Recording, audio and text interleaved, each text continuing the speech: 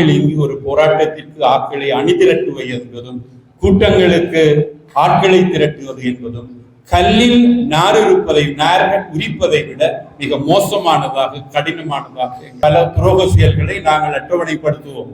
பிள்ளையான் துரோகி என்றுவோம், கருணா துரோகி என்றுவோம். அரசாங்கம் பயப்படுகின்றது. மிக பெருந்தொகையான எண்ணிக்கையில் இந்த எலும்புக்கூடுகள் வெளிவருமாக இருந்தால் அது தானிய குற்றவாளியாக வேண்டி வரும், தனது இராணுவம் குற்றவாளியாக வேண்டி வரும். புலம்பெயர்ந்த நாடுகளில் இருக்கக்கூடியவர்கள் அதற்கான ஆதரவையும் தெரிவித்து அடுத்த ஜூலைக்கு முன்னதாக இந்த நினைவு மண்டபம் கட்டி முடிக்கப்பட வேண்டும் என்று சொல்லப்படக்கூடிய மத்திய மாநிலத்துக்கு இடையிலே பகிரக்கூடிய ஒரு பட்டியல் அதை இல்லாமல் பண்ணி அந்த கல்ச்சரல் லிஸ்டில் பட்டியலில் இருக்கக்கூடிய அதிகாரிகள் அனைத்து மாகாணத்துக்கு வழங்கப்பட வேண்டும். அதனை மிகவும் இறுக்கமாகவும் ஆணித்தரமாகவும் இந்த சிங்கள முதலமைச்சர்கள் முன்வைத்தார்கள். இச்சுவார்த்தை நடைபெற்றுக் கொண்டிருந்த காலப்பகுதியில் தான் தமிழக விடுதலை புலி இயக்கத்தை ஐரோப்பிய ஒன்றியம் தடை செய்கின்றது.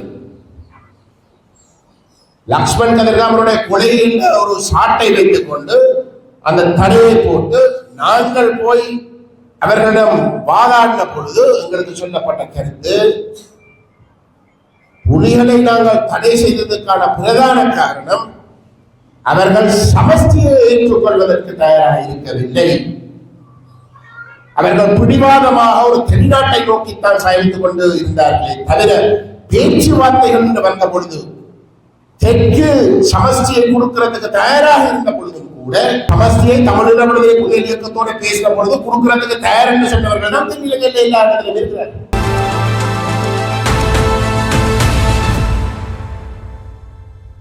அடிப்படையில் இன்றைய இந்த நிகழ்ச்சி கொக்குவில் பகுதியை மையமாக வைத்து இந்த இடத்தில் ஏற்பாடு செய்யப்பட்டுள்ளது. இந்த நிகழ்ச்சியில் இன்றைய காலப்பகுதியில் முக்கியத்துவம் வாய்ந்ததாக கருதப்படுகின்ற அரசியல் தீர்வு தொடர்பான பிரச்சனைகள், அது எதிர்நோக்குகின்ற சவால்கள் தொடர்பாக தமிழ் தேசிய பேரவையினுடைய தலைவரும் கௌரவ நாடாளுமன்ற உறுப்பினருமான கஜேந்திரகுமார் பொன்னம்பலம் அவர்கள் உரையாற்றி இருக்கின்றார். செம்மணி புதைகுழிகள் தொடர்பாக உயிர்த்தெழும் சாட்சியங்கள் என்கின்ற தலைப்பில் சமூக செயற்பாட்டாளர் சுஜீவன் தர்மரட்னம் அவர்கள் உரையாற்ற இருக்கின்றார். இந்த ஜூலை படுகொலை நாங்கள் கற்க மறந்த பாடங்கள் என்கின்ற இந்த சமகாலத்தை ஒட்டி அரசியல் ஆய்வாளர் நிலாந்தன் அவர்கள் உரையாற்ற உள்ளார். உண்மையில் இந்த தலைமை உரையில் நான் அதிகம் பேச நேரத்தை எடுக்கிறது என்கிறது தவறானது என்று சொல்லி நான் நினைக்கின்றேன். அவர்கள் விரிவாக பேச வேண்டியிருக்கும்.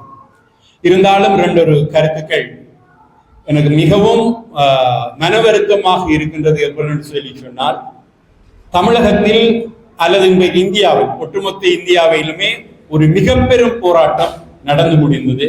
நீட் தேர்வுக்கு எதிராக வெறுமனே மாணவர்கள் மட்டுமல்ல, இளைய சமுதாயமே திரண்டெழுந்து வலிமை மிக்கதாக ஆட்சி அமைத்துக் கொண்டிருக்கக்கூடிய பாரதிய ஜனதாவினுடைய அமைச்சரை, கல்வி அமைச்சரை ராஜினாமா செய்ய வைத்த ஒரு நிகழ்ச்சி.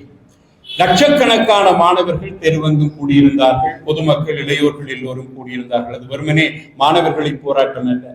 ஆனால் நாங்கள் இங்கு ஒரு போராட்டத்திற்கு ஆட்களை அணிதிரட்டுவது என்பதும் கூட்டங்களுக்கு ஆட்களை திரட்டுவது என்பதும் கல்லில் நார்கள் உரிப்பதை விட மிக மோசமானதாக கடினமானதாக எங்களுக்கு இருக்கின்றது. இருந்தாலும் எவ்வளவுதான் சிரமங்களை நாங்கள் எதிர்கொண்டாலும் எங்களுக்கு இருக்கக்கூடிய இந்த வரலாற்று பாத்திரத்தை நாங்கள் நிறைவேற்றாமல் விடுவோமாக இருந்தால் அதுதான் மிகப்பெரிய துரோகமாக இருக்கும் என்று சொல்லி நான் நினைக்கின்றேன். எங்களுடைய போராட்ட வரலாற்றில் பல துரோக செயல்களை நாங்கள் அட்டவணைப்படுத்துவோம். பிள்ளையான் துரோகி என்றுவோம், கருணா துரோகி என்றுவோம். ஆனா இந்த துரோகங்கள் எல்லாவற்றையும் விட மிகப்பெரிய துரோகம் என்கின்றது இந்த வரலாற்றை நாங்கள் அடுத்த சந்ததிக்கு தெரிந்தவர்கள் கடத்தாமல் விடுவதுதான் துரோகம் என்று சொல்லி நான் நினைக்கின்றேன். இந்த வரலாறுகளை நாங்கள் நினைவு கூறுவது, இங்கே 2 சம்பவங்கள் இந்த மாதத்திற்குரிய கருப்பு ஜூலை நினைவேந்தல், செம்மணியில் ஒவ்வொரு அகழ்வின் பொழுதும் நிமிர்ந்து உட்கார்ந்திருக்கக்கூடிய எலும்புக்கூடுகள், இன்றைக்கு இருக்கக்கூடிய சாட்சியங்களில் நாங்கள் உயிருள்ளவர்கள் சொல்லுகின்ற சாட்சியங்களை விட நாங்கள் எங்களுக்குள்ளேயே சுய தணிக்கை செய்வோம். எங்களுக்கு எது சாதகம் பாதகம், எங்களுடைய இருப்பு உத்தரவாதம், இது எல்லாவற்றையும் பார்த்துத்தான் எங்களுடைய சாட்சியங்கள் இருக்கும்.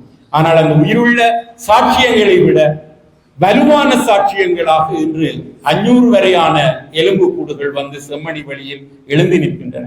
செம்மணி மட்டுமல்ல, இந்த கில்லிங் ஃபீல்ட்ஸ் என்று சொல்லப்படுகின்ற இந்த புதைகுழிகளினுடைய இடங்கள் பெரும் வயல்களாக எல்லா இடங்களிலுமே இருக்கின்றன. ஆனால் நாங்கள் கடந்து செல்கின்றோம். ஏதோ துடுப்பாட்ட போட்டியில் எடுக்கின்ற ஓட்டங்களின் எண்ணிக்கை வர்ணனையாளர் விமர்சிப்பது போன்றி அல்லது சொல்லுவது போன்றி இன்றைக்கு இத்தனை எலும்புக்கூடுகள், இன்றைக்கு இத்தனை எலும்புக்கூடுகள். ஏன் எங்களினால் ஒரு மிகப்பெரிய ஆர்ப்பாட்டத்தை ஒழுங்கு செய்ய முடியாமல் போயிருக்கின்றது? கிருஷாங்கியினுடைய கொலை வழக்கில் அதனை செய்த குற்றச்சாட்டின் பேரில் கைது செய்து மரண தண்டனை விதிக்கப்பட்டிருக்கின்ற கைதி செம்மணியை விட இன்னும் பல இடங்களை தன்னால் அடையாளம் காட்ட முடியும் என்று சொல்லி சொல்லுகின்றார். ஆனால் அவரை கொண்டு வந்து காட்டுவதற்கு இந்த அரசாங்கம் தயாராக இல்லை. அவர் தன்னை பொது மன்னிப்புக்காக அல்லது பொது மன்னிப்பில் விடுதலை கேட்கின்றார் என்கின்றதை வைத்து அவரை சாட்சியம் அளிப்பதற்கு, இடத்தை காட்டுவதற்கான தயக்கத்தை அரசாங்கம் ஒருபோதுமே காட்ட முடியாது.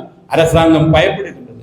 மிக பெருந்தொகையான எண்ணிக்கையில் இந்த எலும்புக்கூடுகள் வெளிவருமாக இருந்தால் அது தானே குற்றவாளியாக வேண்டி வரும், தனது இராணுவம் குற்றவாளியாக வேண்டி வரும். இந்த இராணுவத்தை எந்த ஒரு அரசாங்கமும், அது முன்னே அரசாங்கமாக இருந்தால் என்ன, இப்பொழுது இருக்கக்கூடிய அரசாங்கமாக இருந்தால் என்ன, அவர்களை குற்றவாளியாக்குவதற்கு எங்களுடைய அரசாங்கங்கள் வந்து, தென்னிலங்கை அரசாங்கங்கள் வந்து தயாராக இல்லை. நாங்கள் தான் மிக பெரும் போராட்டங்களை நடாத்தி இந்த உண்மையை வந்து வெளியுலகு கொண்டு வர வேண்டும். கருப்பு ஜூலை 43 வருடங்கள் கடந்து விட்டன. நாங்கள் அதனை ஒரு சடங்காக நினைவுகளை கூறுகின்றோமே தவிர, நாங்கள் அடுத்த கட்டமாக உண்மையில் வரலாறினுடைய நினைவுகள் என்பது, இத்தகைய அழிவுகளுடைய நினைவுகள் என்கின்றது வெறுமனே ஒரு சம்பவங்கள் அல்ல, நிகழ்ச்சிகளினுடைய தொகுப்பு அல்ல. எங்களுடைய தமிழ் தேசிய விடுதலை போராட்டத்தினுடைய அடுத்த கட்ட நகர்வுக்கான எரிசக்தி இத்தகைய வரலாற்று நினைவுகளை நாங்கள் கடத்துவதன் மூலம்தான் உருவாக்க முடியும். யாழ்ப்பாண பொதுசேன நூலகம் மிக பெரும் பண்பாட்டு அழிப்பு.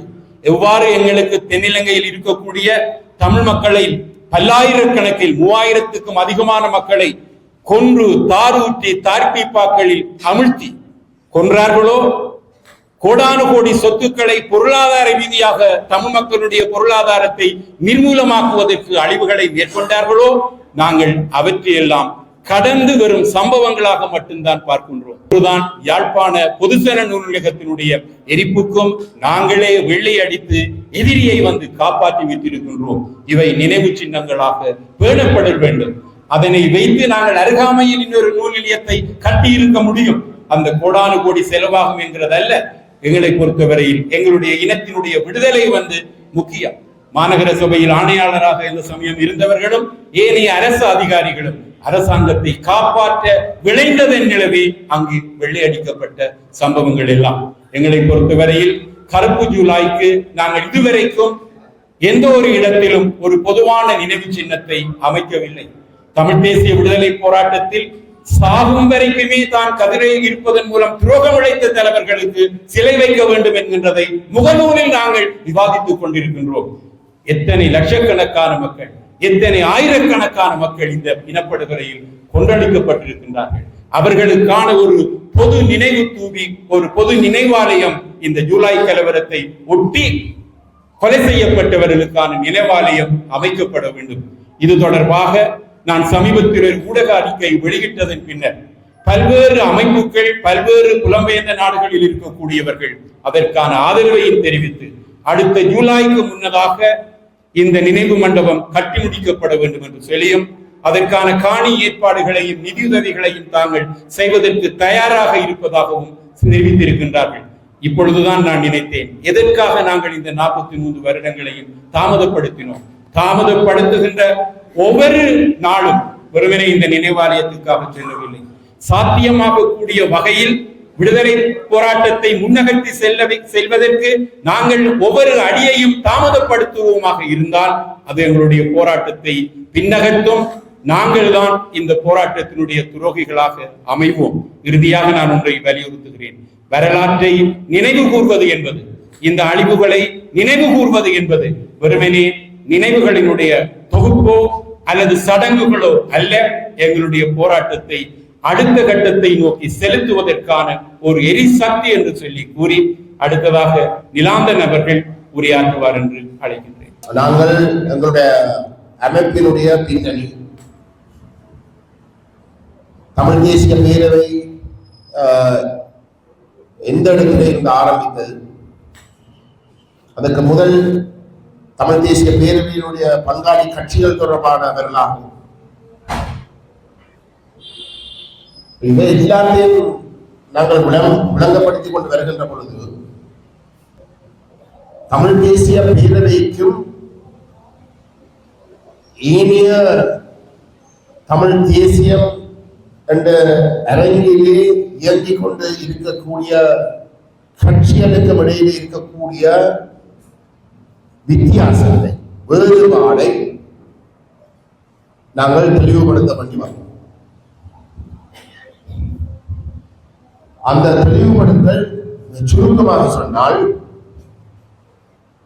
தமிழ் தேசிய பேரவை தமிழ் தேசம் அங்கீகரிக்கப்படுகின்ற, தமிழ் தேசத்துடைய தனித்துவமான நிலைமை அங்கீகரிக்கப்படுகின்ற, சுயநிர்ணய உரிமையை முழுமையாக அனுபவிக்கக்கூடிய ஒரு சமஷ்டி தீர்வை விட்டுக் கொடுக்காமல் வலியுறுத்துகின்றது. அந்த கோட்பாட்டில் இருந்து நாங்கள் சமரசம் செய்கிறதுக்கு தயாரில்லை. வேறு விதமாக சொன்னால், ஒற்றையாட்சிக்குள் இருக்கக்கூடிய எந்த ஒரு பொறிமுறையையும் நாங்கள் பரிசீலிக்க தயாரில்லை. தமிழ் மக்களுடைய இனப்பிரச்சினை சார்ந்த தீர்வை நோக்கி பயணிப்பதாக இருந்தால் அது ஒற்றையாட்சிக்கு அப்பாற்பட்ட ஒரு சமஷ்டி தீர்வாக மட்டும்தான் அமையலாம். ஆக குறைந்தது இந்த வழியத்திலே தமிழ் தேசியத்தை முன்னிலைப்படுத்தி இயங்கக்கூடிய கட்சிகளுக்கிடையே தமிழ் தேசிய பேரவை மட்டும்தான் அந்த ஒரு இறுக்கமான நிலைப்பாட்டை கொண்டிருக்கின்றது. தமிழரசு கட்சியும் ஜனநாயக தமிழ் தேசிய கூட்டணியும் உங்களுக்கு ஏற்கனவே தெரியும், ஒற்றையாட்சியில் இருக்கக்கூடிய ஒன்றில் 13ஆம் திருத்தத்தை நடைமுறைப்படுத்த சொல்லியும் அதை வலியுறுத்துகின்ற ஒரு அரசியலை முன்வைத்து இயங்கிக் கொண்டிருக்கிறார். அல்லது இந்த 2015-19 காலப்பகுதிக்குள்ளே தயாரிக்கப்பட்ட இந்திய ராஜ்ய ஒற்றையாட்சி அரசியலமைப்பை நிறைவேற்ற வேண்டும் என்ற கோஷத்தை முன்னிலைப்படுத்தி இயங்கிக் கொண்டிருக்கின்றனர். அப்ப இந்த கருத்தை நான் சொன்ன பொழுது அந்த அதிகாரி குறிப்பிட்டார், ஆனால் தென்னிலங்கையை பொறுத்தவரையில் சமஷ்டி என்றதற்கு இடமே இல்லை, அதை பற்றி பேசிய பிரயோசனம் இல்லை, அதை பற்றி பேசுறதுக்கு கூட அவர்கள் தயாரில்லை என்ற கருத்தை கூறினார். அது எங்களுடைய முதலாவது சவால்.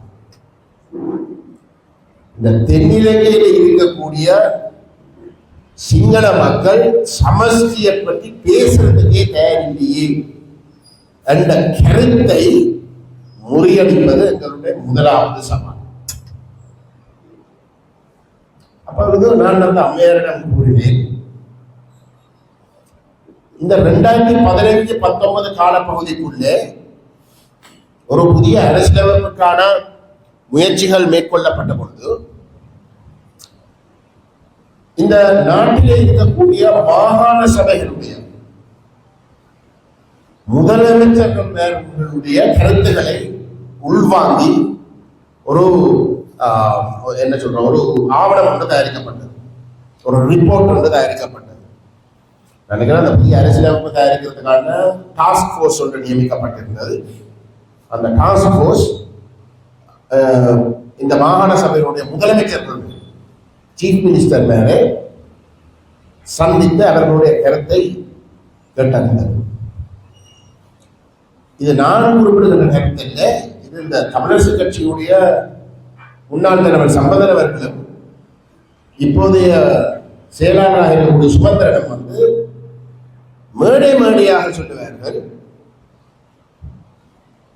தென்னிலங்கையில் இருக்கக்கூடிய மாகாண சபை முதலமைச்சர்கள் அனைவரும் அந்த மாகாண சபைக்குரிய அதிகாரங்களை நிரந்தரமாக்க வேண்டும் என்றும், ஆளுநர் என்ற பதவி இந்த மாகாண சபை முறையிலே இருந்து அகற்றப்பட வேண்டும் என்றும், அந்த கன்கரண்ட் லிஸ்ட் என்று சொல்லப்படக்கூடிய மத்திக்கும் மாநிலத்துக்கும் இடையிலே பகிரக்கூடிய ஒரு பட்டியல், அதை இல்லாமல் பண்ணி அந்த கன்கரண்ட் லிஸ்டுக்குரிய பட்டியலில் இருக்கக்கூடிய அதிகாரிகள் அனைத்தும் மாகாணத்துக்கு வழங்கப்பட வேண்டும் என்பதை மிகவும் இறுக்கமாகவும் ஆணித்தரமாகவும் இந்த சிங்கள முதலமைச்சர்கள் முன்வைத்தார்கள். அதிகாரம் முழுமையாக பயன்படுத்த வேண்டும் என்ற கருத்தை அவர்கள் முன்வைத்தார்கள் என்றும், வடமாகாணத்தை பிரதிநிதித்துவப்படுத்தின முதலமைச்சர் இந்த விடயத்தை பற்றி ஒன்றுமே கதைக்கவில்லை. யார்? திரு விக்னேஸ்வரன். அப்பொழுது அவர்களுக்கு இடையில மோதல். விக்னேஸ்வரனை அளிக்கிறதுக்கு தென்னிலங்கையில் இருக்கக்கூடிய முதலமைச்சர்கள் இப்படியெல்லாம் கேட்டிருக்கிறார்கள், அதிகார பகிர்வு அத்தியாவசியம் என்று சொல்லியிருக்கிறார்கள். அப்புறம் அந்த அம்மையாருக்கு சொன்ன அதிகார பகிர்வு இந்த நாட்டில் நடைபெறுவதாக இருந்தால் உச்ச நீதிமன்றத்தினுடைய 13ஆம் திருத்தம் தொடர்பாக வழங்கப்பட்ட 87ஆம் ஆண்டு சர்வானந்த சீஃப் ஜஸ்டிஸ் அவர்களுடைய தீர்ப்பின் பிரகாரம் ஒற்றையாட்சிக்குள் அதை அடைய முடியாது. அதிகாரம் பயிரப்படுவதாக இருந்தால் அது ஒரு சமஷ்டி ஆட்சி முறை ஊடாக மட்டும்தான் அடையலாம். 13ஆம் திருத்தம் ஒற்றையாட்சிக்குள் இருக்கின்றபடினாலும் 13ஆம் திருத்தத்திலே இருக்கக்கூடிய மாகாணத்துக்குரிய அதிகாரங்கள் அனைத்துமே ஜனாதிபதியால் நியமிக்கப்படுற ஆளுநர் கையில் இருக்கின்ற காரணத்தினாலும் இந்த மாகாண சபை 13ஆம் திருத்தத்திற்குள் அதிகாரம் பயிரப்படவில்லை. ஆகவே வெறுமனே ஒரு 3/2 பெரும்பான்மையோடு சர்வஜன வாக்கெடுப்புக்கு சென்றால் அந்த 13ஆம் திருத்தத்தை நிறைவேற்றலாம் என்ற ஒரு தீர்ப்பை வழங்கினார். சிங்கள மக்களுடைய முதலமைச்சர்கள், மக்களால் தெரிவு செய்யப்பட்ட முதலமைச்சர்கள் அதிகார பகிர்வு அத்தியாவசியம் என்று சொல்லுகிறார்கள் என்றால், இதே நாட்டினுடைய உச்ச நீதிமன்றம் அந்த அதிகார பகிர்வு சாத்தியமாகவதாக இருந்தால் ஒரு சமஷ்டி ஊடாக மட்டும்தான் அதை அடையலாம் என்ற ஒரு தீர்ப்பை வழங்கி இருக்கிறதாக இருந்தால், தமிழ் மக்கள் நாட்டை பிரிக்காத வகையிலே ஆனால் சுயநிர்ணய உரிமையை முழுமையாக தமிழ் தேசம் அனுபவிக்கக்கூடிய வகையிலே ஒரு சமஷ்டி தீர்வை நாங்கள் எட்டக்கூடியதாக இருந்தால் நாங்கள் அந்த வாக்குறுதிகளை அவர்களுக்கு வழங்க தயார் என்று சொல்றதுக்கு தயாராக இருக்கின்ற இந்த சமூகத்திலே இந்த சமஷ்டிக்கு என்ன தடை என்று நான் கேட்டேன். பதிவில்லை. அது மட்டுமில்லை, தமிழீழ விடுதலை புலிகள் இயக்கத்தை பேச்சுவார்த்தைகள் நடைபெற்றுக் கொண்டிருந்த காலப்பகுதியில் ஐரோப்பிய ஒன்றிய நாடுகள் தடை செய்த பொழுது, பேச்சுவார்த்தை நடைபெற்றுக் கொண்டிருந்த காலப்பகுதியில் தான் தமிழீழ விடுதலை புலிகள் இயக்கத்தை ஐரோப்பிய ஒன்றியம் தடை செய்கின்றது. லக்ஷ்மண் கதிர்காமருடைய கொலையில் ஒரு சாட்டை வைத்துக் கொண்டு அந்த தடையை போட்டு நாங்கள் போய் அவர்களிடம் வாதாடின பொழுது எங்களுக்கு சொல்லப்பட்ட கருத்து, புலிகளை நாங்கள் தடை செய்ததற்கான பிரதான காரணம் அவர்கள் சமஷ்டியை ஏற்றுக்கொள்வதற்கு தயாராக இருக்கவில்லை. அவர்கள் பிடிவாதமாக ஒரு தென்னாட்டை நோக்கித்தான் பயணித்துக் கொண்டு இருந்தார்களே தவிர பேச்சுவார்த்தைகள் என்று வந்த பொழுது தெற்கு சமஷ்டியை கொடுக்கிறதுக்கு தயாராக இருந்த பொழுதும் கூட புலிகள் அந்த சமஷ்டி தீர்வை ஏற்றுக்கொண்ட மறுத்தபடியினால் அவர்கள் தடை செய்யப்பட்டு அவர்கள் இந்த படத்தில் இருந்து நீக்கப்பட வேண்டும் என்ற கருத்தை தான் நம்மிடம் கூறினார். அவை இந்த சர்வதேச சமூகமும் ஸ்ரீலங்கா அரசாங்கம் தமிழீழ விடுதலை புலிகள் இயக்கத்துக்கு எதிராக ஒரு இராணுவ தீர்வை திணிப்பதற்கு முழுமையாக துணை போனதற்கான அடிப்படை காரணம் இல்லையா அவர்களுடைய நியாயம் தமிழீழ விடுதலை புலிகள் இயக்கம் சமஷ்டி தீர்வை சிங்களவன் கொடுக்க தயாரா இருக்க விடுதலை புலிகள் வந்து அந்த சமஷ்டி தீர்வை ஏற்ற மறுத்தபடிதான் அவர்கள் பிடிவாதமாக வந்து தனித்தமிழீழம் தான் தீர்வு என்ற அடிப்படையில் செயல்பட்ட காரணத்தினாலும் அவர்கள்தான் இலங்கை தீவிலே ஒரு தீர்வை பெறுவதற்கு தடை என்ற ஒரு கருத்தை என்னிடம் கூறினார். இன்றைக்கு தமிழீழ விடுதலை புலிகள் இயக்கம் இல்லை. தமிழீழ விடுதலை புலிகள் இயக்கம் அன்றைக்கு பேசின சமஷ்டிக்காக பேசின தரப்பெல்லாம் தென்னிலங்கையில் இருக்கிறார். சமஷ்டியை தமிழீழ விடுதலை புலிகள் இயக்கத்தோட பேசின பொழுது கொடுக்கிறதுக்கு தயார் என்று சொன்னவர்கள் தான் தென்னிலங்கையில் எல்லா இடத்திலும் இருக்கிறார். ஆட்சியிலேயோ எதிர்கட்சியிலேயோ அவர்கள் தான் அங்கே இருக்கிறார். அதே போன்று இன்றைக்கு தமிழ் தேசிய அரங்கிலே இயங்கிக் கொண்டு இருக்கக்கூடிய அனைத்து கட்சிகள் அதுக்கு நேர்மையாக இருக்கிறார்கள் இல்லையோ அது இரண்டாம் கட்டம். ஆனால் அனைத்து கட்சிகளும் தேர்தலிலே மக்கள் மட்டத்திலே சமஷ்டிக்கான ஆணையை பெறுவதற்காகத்தான் தங்களை முன்னிலைப்படுத்தினார். முன்னிலைப்படுத்துவது மட்டுமில்லை, அதை கூறிய ஆணையை பெற்றிருக்கிறார்கள். தமிழரசு கட்சிக்கு 2 பாராளுமன்ற உறுப்பினர்கள், தமிழ் தேசிய பேரவைக்கு 1, ஜனநாயக தமிழ் தேசிய கூட்டணிக்கு 1 என்றால் 10, தேசிய மக்கள் சக்திக்கு 8 என்றால் ஆணை தமிழ் தேசிய அரங்குக்கு தான் இருக்கின்றது. சிங்கள தரப்பும் வந்து சமஷ்டி அதிகார பகிர்வு வேண்டும், அதிகார பகிர்வு வேண்டும். அவர்களுடைய நீதிமன்றமே சொல்லுது வந்து அந்த அதிகார பகிர்வு பெறுவதா இருந்தால் சமஷ்டி ஊடாக மட்டும்தான் பெறலாம் என்று. சமஷ்டியை கோருவது பிரிவினவாதம் இல்லை என்ற ஒரு தீர்ப்பும் உச்ச நீதிமன்றம் வழங்கியிருக்கிறது. தமிழ் தேசிய கூட்டமைப்புக்கு எதிராக ஒரு சிங்கள பேரினவாத தரப்பு ஒரு வழக்கு தாக்கல் செய்யப்பட்ட பொழுது தமிழ் தேசிய கூட்டமைப்பு சமஷ்டியை முன்னிலைப்படுத்தி செயல்படுகின்றதாகவும்,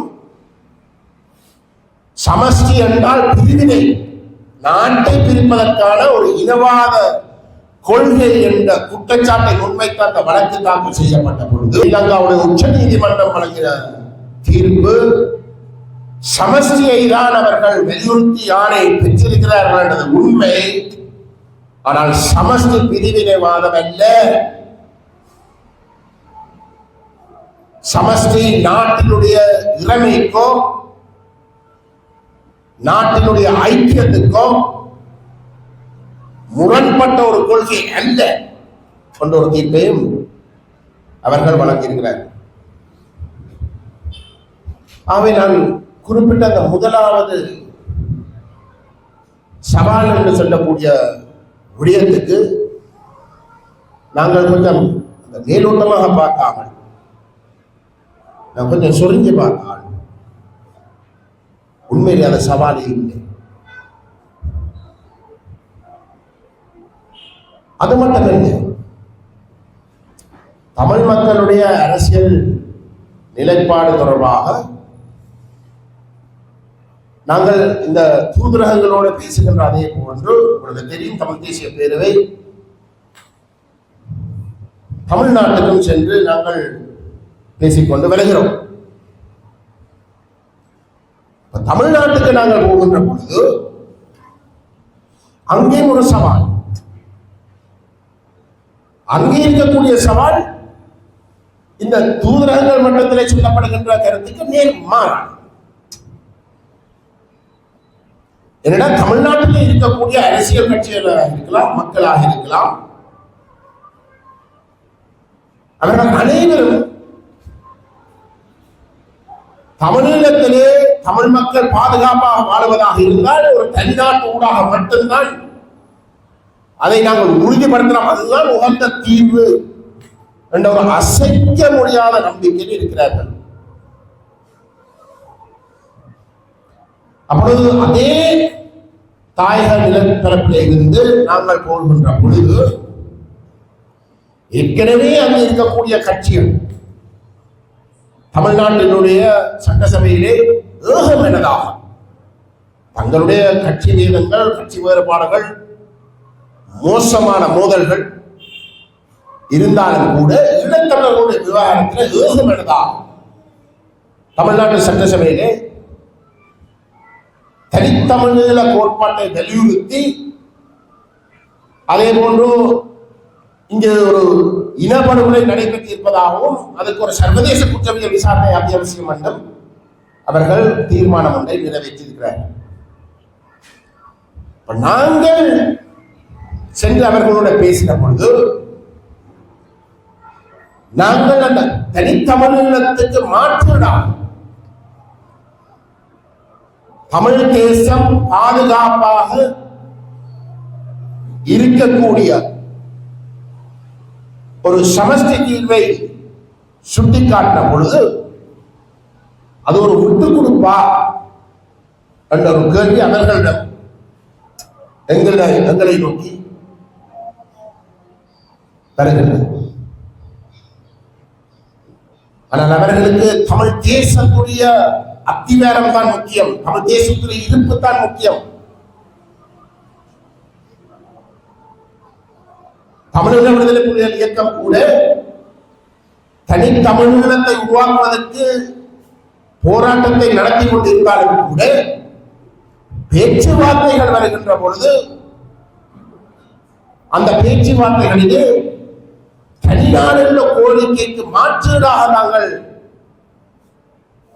ஏதேனும் பரிசீலிப்பதாக இருந்தால் அது தமிழ் தேசம் அங்கீகரிக்கப்படுகின்ற தமிழ் தேசத்துடைய தனித்துவமான இறமை அங்கீகரிக்கின்ற சுயநிலை உரிமை முழுமையாக அனுபவிக்கக்கூடிய சமஷ்டி தீர்வை தான் அவர்கள் பரிசீலிக்க தயார் என்பதை அவர்கள் தெளிவாக சொல்லியிருந்தார்.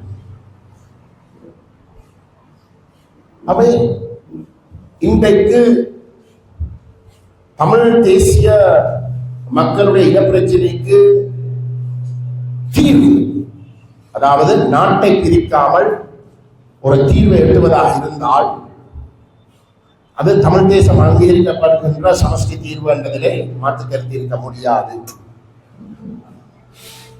அந்த கோட்பாட்டுக்கு சவால்களாக இருப்பது என்னை பொறுத்தவரையிலே உண்மையிலே சவால்களே அல்ல. ஆனால் அந்த கோட்பாட்டுக்கு அந்த தீர்வு யோசனைகளுக்கு நேர்மையாக பயணிக்க விரும்பாதவர்கள் போலி காரணங்களை காட்டி ஏற்றுக்கொள்ள முடியாத காரணங்களை சுட்டிக்காட்டி எங்களுடைய அப்பாவி பொதுமக்களை ஒற்றையாட்சிக்குள் முடக்குவதற்கு சொல்லப்படுகின்ற கருத்துகளாக இருக்கின்றதே தவிர சவால்கள் அல்ல. நாங்கள் இன்னொரு விதம் சிந்தித்தால் உண்மையிலே இன்றைக்கு இதுக்கு முதல் திரு நிலாந்தன் அவர்களுடைய பேச்சிலையும் அவர் குறிப்பிட்டிருந்தார், இன்றைக்கு இலங்கை பொருளாதார ரீதியாக வங்குரோத்து நிலைமைக்கு விழுந்திருக்கின்றது. இலங்கையினுடைய பொருளாதாரம் ஏதோ ஒரு வகையில் அனுப்புவதாக இருந்தால் வெளிநாட்டு முதலீடுகள் இல்லாமல் இலங்கையினுடைய பொருளாதாரத்தை கட்டியெழுப்ப முடியாது. வெளிநாட்டு முதலீடுகள் சொல்லுகின்ற பொழுது இன்றைக்கு யதார்த்தபூர்வமாக சிந்தித்தால் இலங்கைக்கு இருக்கக்கூடிய மிக முக்கியமான தெரிவு தமிழ்நாடு. ஒட்டுமொத்த இந்திய வல்லரசினுடைய பொருளாதாரத்திலேயே ஒரு மையமாக ஒரு இதயமாக இன்றைக்கு தமிழ்நாடு உருவம் பெற்றிருக்கின்றது. இரண்டாம் இடத்தில் இருக்கின்றது. தமிழ் தனியார் தனிய தமிழ்நாட்டு மட்டும் ஒரு ட்ரில்லியன் எக்கானமியாக இன்றைக்கு கனவு கண்டு கொண்டிருக்கின்றது. அந்த அளவுக்கு ஒரு பெரிய ஒரு வல்லரசாகவே தமிழ்நாடு இருக்கின்ற பொழுது பொருளாதார ரீதியாக இலங்கையுடைய வளர்ச்சி பற்றி பேசுகின்றவர்களுக்கு நன்றாக தெரியும். தமிழ்நாட்டினுடைய அக்கறை இல்லாமல் இலங்கை பொருளாதார ரீதியாக ஸ்திரம் அடைய முடியாது. அது இன்றைக்கு தென்னிலங்கையில் இருக்கக்கூடிய வர்த்தகர்கள் நன்றாக தெரியும். நான் அண்மை காலமாக இந்திய தூதுவரை சந்தித்த பொழுது இந்தியா பழமையாக இந்தியாவை பற்றி 80களிலே இருந்த ஒரு சிங்கள மக்கள் மட்டத்தில் இருந்த ஒரு கசப்பான ஒரு பார்வை தொடர்பாக நடுவனம் சொல்லுவார்கள். அப்பொழுது இந்த வர்த்தகர்களுடைய கருத்துக்களை பற்றி நான் சுட்டிக்காட்டுகின்ற பொழுது அவர்கள் அதை ஏற்றுக்கொள்கிறார். இன்றைக்கு இந்தியா இலங்கைக்குள் மிகப்பெரிய அளவிலே வருகை தர வேண்டும், இந்தியாவுக்கு ஒரு மிகப்பெரிய இடம் கொண்டு இலங்கைக்குள்ள கொண்டு வர வேண்டும், இலங்கையில் இருக்கக்கூடிய வர்த்தகர்கள் இந்தியாவோடு கைகோர்க்க வேண்டும் என்று வலியுறுத்துகின்ற ஒரு நிலைமைதான் வர்த்தக சமூக மட்டத்தில் இருக்கின்றது. இதே வர்த்தகர்கள் தான் கடந்த காலங்களில் மிகப்பெரிய இனவாதிகளாக தமிழர்களை துரத்தினார்கள், அந்த காலமாக வந்து முஸ்லிம்களை துரத்தினார்கள். தங்களுடைய வர்த்தக அந்த என்ன சொல்ற அந்த பலத்தை இன்னும் தக்க வைப்பதற்கு அவர்கள் இந்தியாவை நோக்கி தங்களுடைய பார்வை இருக்கிறதா என்றால் எந்த அளவுக்கு இந்தியாவும் அதுக்கு மேலாக குறிப்பாக தமிழ்நாடு ஒரு மிக பலமான ஒரு நிலையிலே தமிழ் மக்களுக்காக இங்கே இருக்கக்கூடிய ஈழத்தமிழர்களுடைய விவகாரங்களை கைக்கு எடுத்தால் அதை கொடுக்கும் என்பதை நாங்கள் விளங்கிக் கொள்ளக்கூடியதாக இருக்கும். அவை எங்களை பொறுத்தவரையிலே தமிழ் மக்களுக்கு இருக்கக்கூடிய மிகப்பெரிய சவால் உண்மையிலே இந்த வெளி தரப்புகளில் இருந்து வரக்கூடிய விமர்சனங்களோ ஐயங்களோ அல்லது அவர்களோட கருத்துகளோ அல்ல. எங்களுக்கு இருக்கக்கூடிய மிகப்பெரிய சவால் தமிழ் மக்களுக்கு ஒரு தீர்வை, நாட்டை பிரிக்காமல் ஒரு தீர்வை நாங்கள் சமஷ்டியாக அடையாளப்படுத்துவதாக இருந்தால் அதை விட்டுக் கொடுக்காமல் வலியுறுத்த வைப்பது. இன்றைக்கு தேர்தல் காலத்தில் சமஷ்டி என்று சொல்லியும் தேர்தலுக்கு பிறகு சமஷ்டியை தவிர மற்ற எல்லா விஷயங்களை பற்றி பேசுவதென்றால் உண்மையிலே வந்து நாங்கள் அந்த இலக்கை நோக்கி ஒரு தீர்வை நோக்கி பயணிப்பதற்கு மிகப்பெரிய தடையாக இருக்கின்றது. அண்மை காலமாக 6 கட்சிகள் மலேக, முஸ்லிம், தமிழ் தேசிய என்று சொல்லி 6 கட்சிகள் ஒரு மேடை ஒன்றை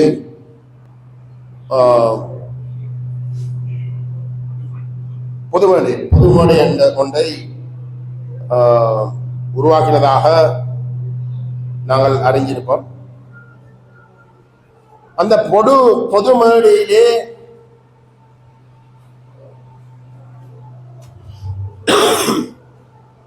இணக்கம் கண்டிருக்கிறதாக கூறி ஒரு ஆவணம் ஒன்று தயாரிக்கப்பட்டிருக்கிறது. அந்த ஆவணம் பாராளுமன்ற உறுப்பினர் ஸ்ரீதரன் அவர்கள் தான் சார்ந்த கட்சி அவ்வாயிலே ஒரு பொது மேடையிலே பங்கெடுக்கிறதை பற்றி அறிந்த பொழுது, அவருக்கு சொல்லப்படவில்லை, அவர் ஊடாக அறிந்த பொழுது அதை பற்றி மலேக தலைவர் மனோகணேசன் அவர்கள் அவரோட பேசின பொழுது, அப்போ ஸ்ரீதரன் அவர்கள் மனோகணேசன் அவர்களுக்கு சொல்லியிருந்ததுதான், எனக்கு இதை பற்றி ஒன்றும் தெரியாது, இதை பற்றி கட்சிக்குள்ள ஒன்றும் பேசவும் இல்லை என்று சொன்ன இடத்துல வந்து மனோகணேசன் அவருக்கு இந்த 6 கட்சிகளுக்கு இடையிலே இடம்பெற்றிருக்கின்ற ஒரு புரிந்துணர்வு உடைய வடிவம் ஒன்றை அனுப்பியிருந்தார். அந்த வடிவத்தை நான் பெற்றுக்கொண்டேன். அந்த வடிவத்திலே இப்படி சொல்லப்பட்டிருக்கிறது. அந்த வடிவம் 5 பக்கங்கள். 4வது பக்கத்திலே priority issues, முதன்மை விடயங்கள் என்ற அடிப்படையிலே 2வது விடயமாக சொல்லப்பட்டிருக்கிறது, resumption of the constitutional reform process from the stage at which it was suspended following the publication of the interim constitutional report என்று சொல்லப்பட்டிருக்கிறது. உங்களுக்கு தெரியும், தமிழ் தேசிய பேரவை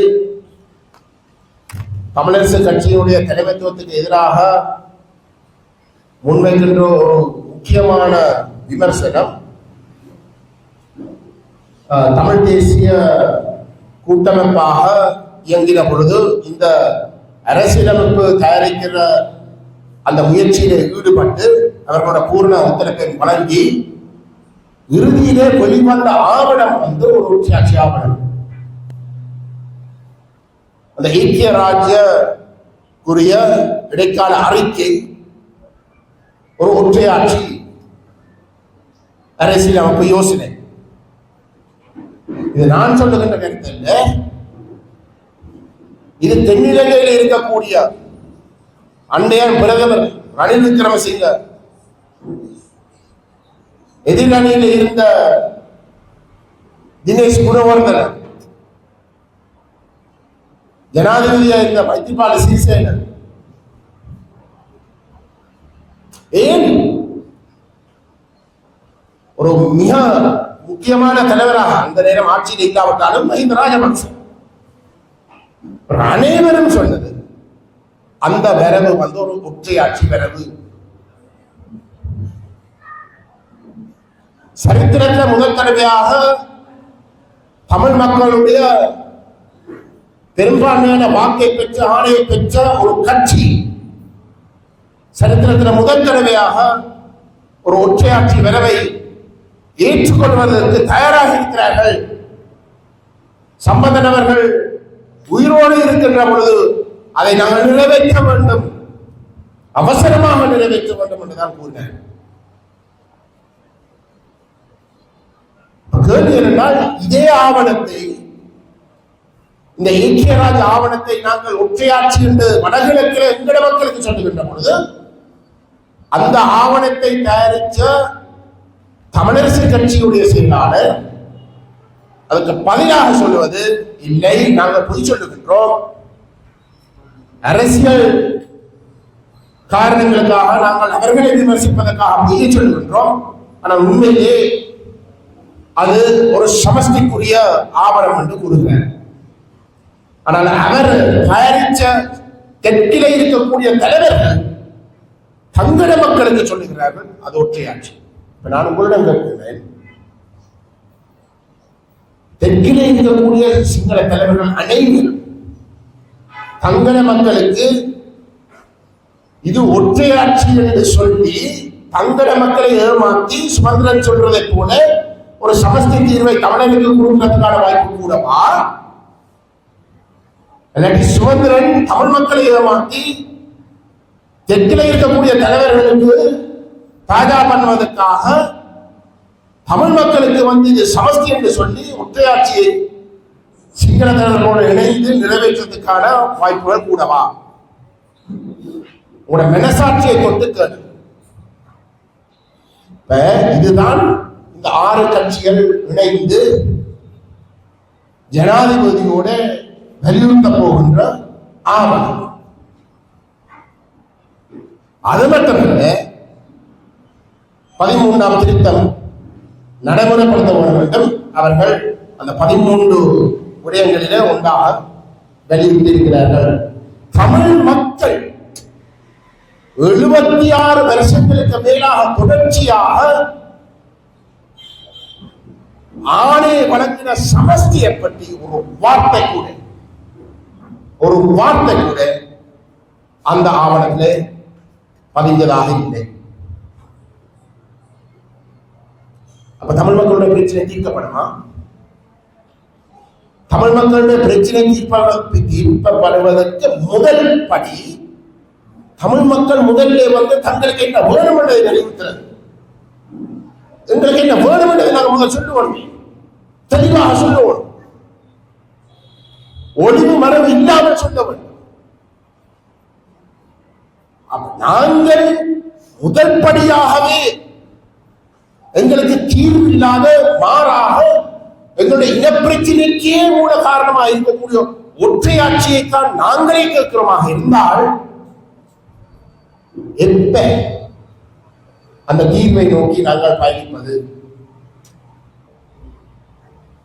ஆகவே எங்களுடைய மக்கள் ஆழமாக சிந்திக்க வேண்டும். நாங்கள் ஒரு மிக முக்கியமான கட்டத்தில் இருக்கின்றோம். தமிழ் தேசிய பேரவை நாங்கள் எங்களுடைய மக்களை சந்திக்கின்ற ஒவ்வொரு சந்தர்ப்பத்திலையும் நாங்கள் சுட்டி காட்டுகின்ற விடயம், இந்த 2029ஆம் ஆண்டுக்கு முன்பு ஒரு புதிய அரசியலமைப்பு ஒன்று நிறைவேற்றப்படும். அந்த அரசியலமைப்பு நிறைவேற்றப்படுகின்ற பொழுது அதனுடைய முக்கியமான நோக்கம் தமிழ் மக்களுடைய ஆதரவோடு ஒற்றையாட்சி அரசியலமைப்பு ஒன்று நிறைவேற்றப்பட்டிருப்பதாக உலகத்துக்கு காட்டுவது. அதை நோக்கி பயணிப்பதற்கு இன்றைக்கு ஒரு அரசாங்கத்துக்கு 3/2 பெரும்பான்மை ஏற்கனவே இருக்கின்றது. அவை பாராளுமன்றத்தில் எந்த விதமான தடையும் இல்லாமல், இதுக்கு முதலில் அரசாங்கங்களுக்கு பாராளுமன்றத்தில் 3/2 பெரும்பான்மை இல்லை.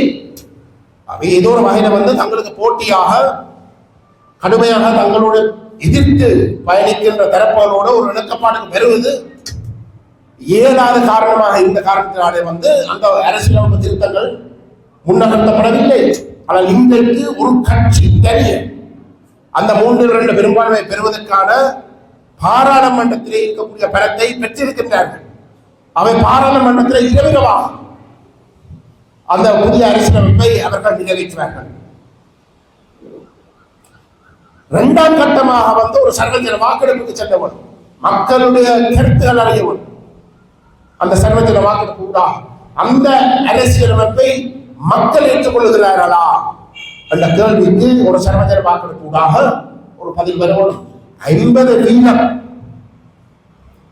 மக்கள் அந்த சர்வஜன வாக்கெடுப்பிலே ஆம் என்று வாக்களித்தால் மட்டும்தான் அந்த அரசியலமைப்பு முழுமையடையும். சிங்கள மக்களுக்கு 65% சனத்தொகை இருக்கின்ற இடத்திலே அந்த 50% பெறுவது அவர்கள் உறுதிபட்சமாக ஒரு சர்வஜன வாக்கெடுப்பிலே கூட பெறலாம். கடந்த காலங்களிலேயும் 3 அரசியலமைப்புகள் நிறைவேற்றப்பட்டிருக்கின்றன. 3 தமிழ் மக்களுடைய ஆதரவோடு அல்லது தமிழ் மக்களுடைய அங்கீகாரத்தோடு நிறைவேற்றப்படவில்லை. தமிழ் மக்கள் முற்றுமுழுதாக புறக்கணிக்கப்பட்டதால் அந்த அரசியலமைப்புகள் நிறைவேற்றப்பட்டது. ஆனால் தமிழ் மக்கள் அந்த அரசியலமைப்புகளை நிராகரித்தபடியினால்தான் இந்த நாடு சுதந்திரம் அடைந்து 76 வருஷங்களுக்கு பிறகு, போர் முடிந்த 17 வருஷம் முடிந்ததற்கு பிறகும் தீர்க்கப்பட வேண்டிய ஒரு இனப்பிரச்சனை பற்றி நாங்கள் பேசக்கூடியதாவது இருக்கின்றது. சர்வதேசம் ஸ்ரீலங்கா சிங்கள தலைவர்கள் சொல்ற விடயம், நீங்கள் இன்றைக்கு தமிழ் மக்களுடைய ஆதரவோடு ஒரு அரசியலமைப்பை நிறைவேற்றீங்களோ அன்றைக்குத்தான் தமிழ் மக்களுடைய இனப்பிரச்சனை தீர்க்கப்பட்டதாக நாங்கள் கருத தயாராக இருக்கின்றோம். அவை தமிழ் மக்களுடைய பெரும்பான்மையான ஆதரவு பாராளுமன்றத்திலேயும் ஒரு சர்வஜன வாக்கெடுப்பிலையும் அத்தியாவசியம். அந்த தமிழ் மக்களுடைய ஆதரவோடு ஒரு அரசியலமைப்பை நிறைவேற்றுவது வெறுமனே இனப்பிரச்சனைக்கு தீர்வு என்ற விஷயத்துக்கு மட்டுமல்ல, நான் ஆரம்பத்திலே குறிப்பிட்ட இலங்கையுடைய பொருளாதார நெருக்கடிகளை நிவர்த்தி செய்வதற்கும் ஒரு மிக முக்கியமான ஒரு கட்டம். ஏனென்றால் இந்த முதலீட்டாளர்கள் ஒரு நாட்டுக்குள்ளே தங்களுடைய பணத்தை கொண்டு வந்து முதலீடு செய்வதாக இருந்தால் அவர்கள் எதிர்பார்ப்பது முக்கியமான முதலாவது விடயம் ஸ்திரத்தன்மை. தாங்கள் இந்த காசை கொண்டு இலங்கைக்கு வந்து முதலீடு செய்ததுக்கு பிறகு இங்க ஒரு யுத்தம் படித்து அந்த முதலீட்டுக்குரிய முயற்சிகள் அனைத்தும் தோல்வியடைந்து அவர்கள் ஏற்றுக்கொள்ளக்கூடிய ஒரு விஷயம் இல்லை. அவ்வகையான ஒரு சவால் இருக்கின்ற இன்றைக்கு ஒரு ஆபத்து இருக்கக்கூடிய ஒரு இடத்துக்கு அவர்கள் கஷ்டப்பட்டு உழைக்க அந்த காசை அவர்கள் கொண்டு வந்து இங்க முதலீடு செய்ய மாட்டார்கள். அதுக்கு கூட இந்தியாவுக்கு போகலாம். இங்க வளர்ந்து கொண்டு வருகின்ற நல்ல அரசு. இலங்கை வந்து பொருளாதாரத்திலே முகப்புறமாக விழுந்திருக்கின்ற ஒரு சிறிய தீவு.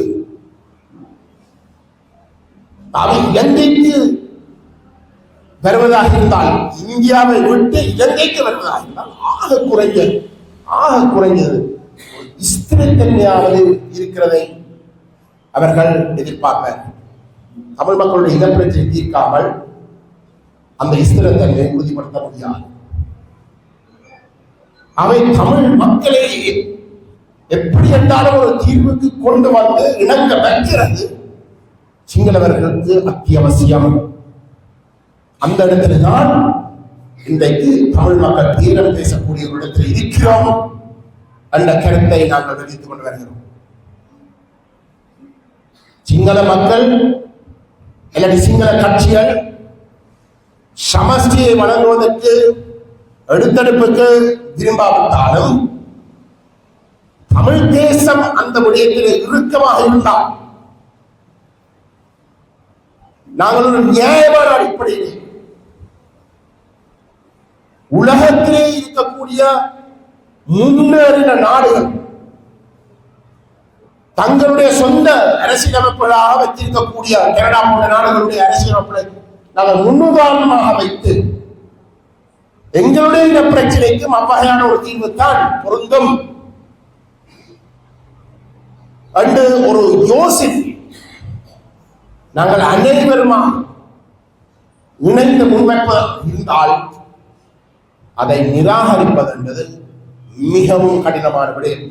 அந்த நியாயமான தீர்வை நிராகரிப்பதாக இருந்தால் அது இன்னும் தமிழ் மக்களுடைய வட்டுக்கோட்டை தீர்மானத்துக்கு நியாயத்தை சேர்க்கிற ஒரு விஷயமா தான் மாறும்.